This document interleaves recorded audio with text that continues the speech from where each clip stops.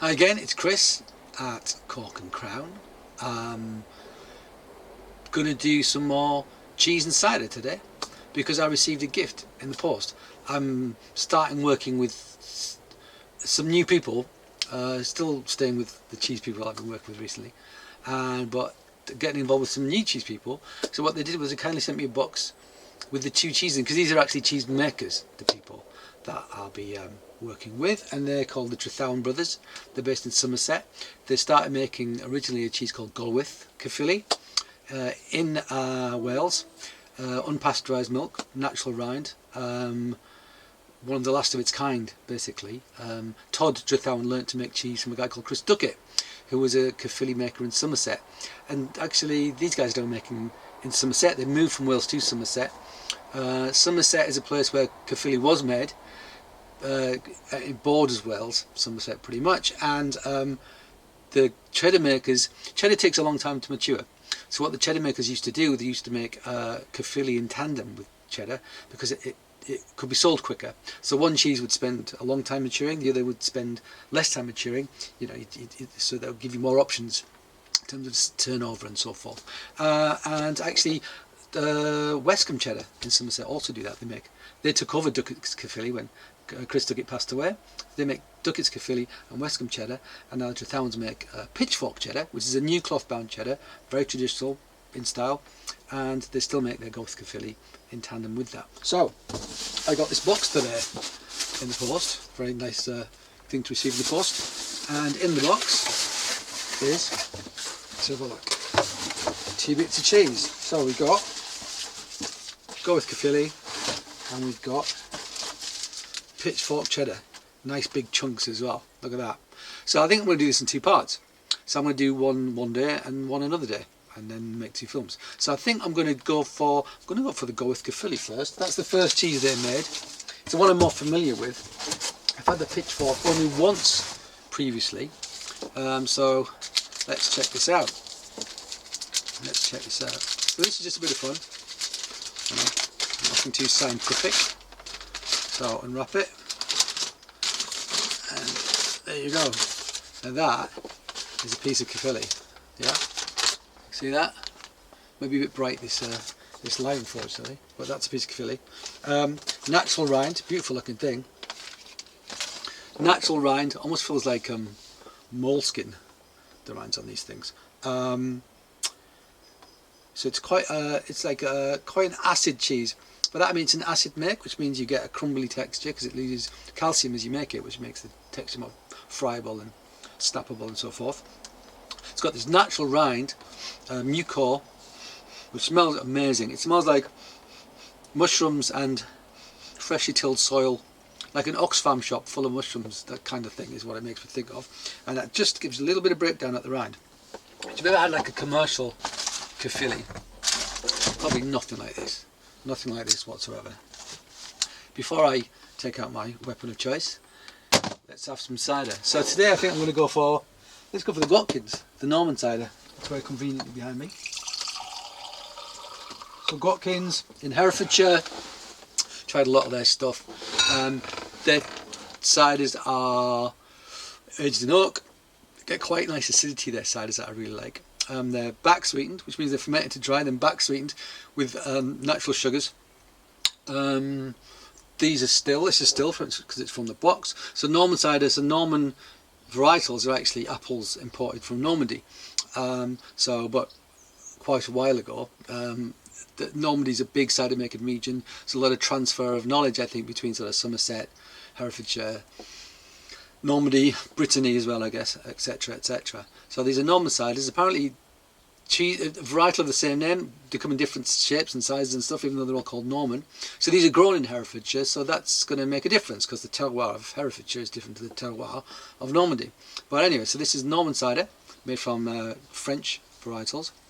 We'll talk a bit about apples at some point as well. I think we need to do that. So I'm going to have a swig of this first. So hazy, still, kind of gold, I would say.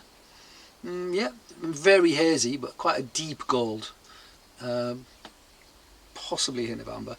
On the nose, there's that acidity, that really bright acidity you get with Gwatkins. So underneath it there's like a really sweet apple aroma, but then on top of that this kind of, it's almost acetic, and I've said before people think that's a negative, but I like that kind of acetic character in ciders a lot. I think just the right balance of it is brilliant. It's making my mouth water just smelling it. Yeah, lactic, lemony, acetic a little bit. Let's try it.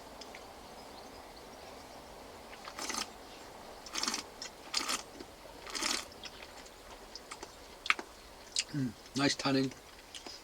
So Gwatkins have a sweet tooth. So they're mediums. Is this classed as a medium? I bet it is. Yeah, this is classed as a medium. Most people think this was sweet, but that's just the palate of Dennis Gwatkin and the people and Arthur and the people he makes cider with. I have a sweet tooth. I don't mind, but also that it's coming through that citric acidity you get once you get it on your palate. It is like a lemony lime acidity that makes your mouth water. Cuts through that sweetness and makes it like a really great dessert. I've said before, like a lemon tart. It's sweet, but it's sour. It's sweet, but it's sour, which means you can eat a lot of it. Cool. So why don't we? Delicious. I sell a lot of this. So let's take this knife to this bit of cheese. Seems like a terrible thing to do, but there you go. Let's do it. That's why I'm here. I'm going to get a bit of rind as well. So you got the rind, because you got the centre, then you got the breakdown under the rind, then you got the rind itself. So it's 3 different flavours and textures. So I want to try all of them at once. This is the natural rind. It's perfectly good to eat. Yeah. So I'm going to eat it. So the smell. I got that earthy mushroom, like portobello mushroom thing coming through on the nose actually, from the rind. The cheese itself quite delicate, a little bit creamy, buttery, quite lactic, really gentle. Let's try a bit. So, most people who've had Caerphilly have had something which is very similar to like Cheshire or Wensleydale. Like it's quite acid, friable, dry, squeaky. This is actually quite buttery. It melts in the mouth.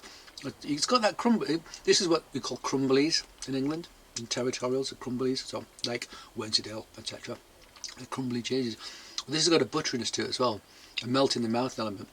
So it's kind of crumbly without being drying. And I love the rind.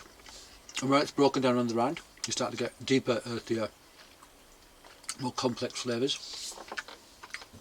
This has got acidity as well, so it might go well with this. Also, it's quite tart, and this is quite sweet. Let's see.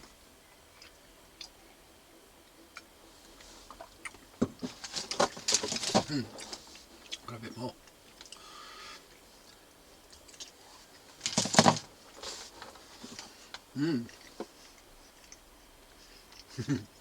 I like this cheese a lot.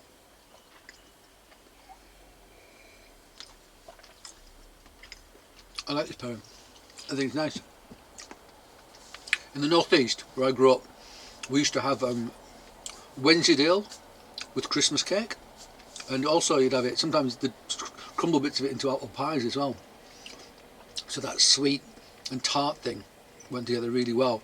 Yeah, it's a Christmas cake. Have you ever had Christmas cake with a piece of good Wensleydale, or an Eccles cake? In fact, if you want to go to the west of the country, with a piece of Lancashire, preferably Kirkham's Lancashire, because that is the best Lancashire you can get. You understand that sweet and sour thing? Those opposites work really well together, and that's what's happening here. It's almost like having a really sweet apple dessert with a great bit of like tangy traditional British cheese. Good stuff. Okay, try to do that as quick as I could. Still up to 9 minutes. I'm testing out various video options at the moment because my original option looks great, but there's crackling. It's driving me mad. So now I'm trying with a camera, like a Canon camera with the light on it. See how that works out. Having trouble. Anyway, if this looks a bit dodgy, it's because I'm experimenting with the filming basically. So I apologise if it looks dodgy, but hopefully the cheese and the cider and some of the things I say make up for that. Anyway, that was part 1. So in part 2, I am going to do the same thing, but I'm going to do it with the pitchfork cheddar, and I might try the same cider. and then try another one as well, just to see what we think. Anyway, get yourself some Caerphilly, get yourself some Gorwydd Caerphilly, get yourself some pitchfork cheddar, get yourself some great cider, and have a nice night in. That's what I'm going to do. Okay, until next time, guys, cheers.